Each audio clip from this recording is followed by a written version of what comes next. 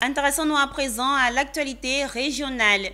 Le ministre de la Santé, de l'Hygiène publique et de la couverture maladie universelle, Pierre Demba, a livré les locaux rénovés de l'antenne de l'Institut national d'hygiène publique de Yamoussoukro et a renouvelé le parc auto de l'Institut sanitaire et ses antennes avec 65 véhicules. Ces actions s'inscrivent dans le cadre de la seconde phase d'exécution du financement additionnel de la Banque mondiale, appui à la riposte contre la COVID-19.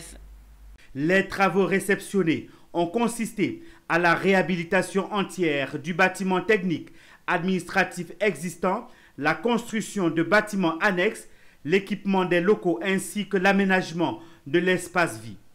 Ils s'inscrivent dans le cadre de la seconde phase d'exécution du financement additionnel de la Banque mondiale pour l'appui à la riposte contre la COVID-19.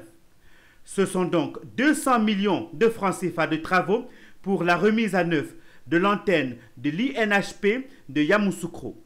Aussi, face à la difficulté de mener à bien leur mission faute de moyens de mobilité défectueux, 65 pick-up et 15 véhicules 4x4 d'une valeur de 2 milliards de francs CFA ont été offerts à la centrale de l'INHP et l'ensemble des 30 antennes et 300 postes frontaliers d'une part, 8 directions départementales et 9 structures centrales d'autre part. Nous avons entièrement réhabilité le bâtiment technique administratif existant qui était construit anciennement en bois.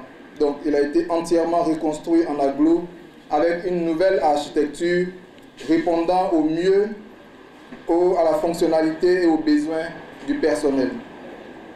Le ministre de la Santé a exprimé, au nom du président de la République et du gouvernement, ses remerciements à la Banque mondiale et à la Banque asiatique pour l'investissement dans les infrastructures pour un système de santé résilient préparé à faire face aux épidémies.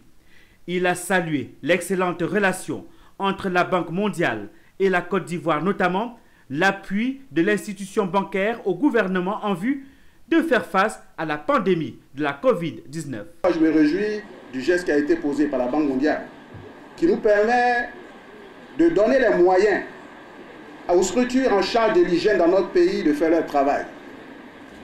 Mais nous allons donner et renforcer la direction de l'hygiène publique au niveau central pour que ces deux entités, avec les moyens qui seront mis à leur disposition, puissent assurer sa mission de prévention des maladies et de promotion de la santé.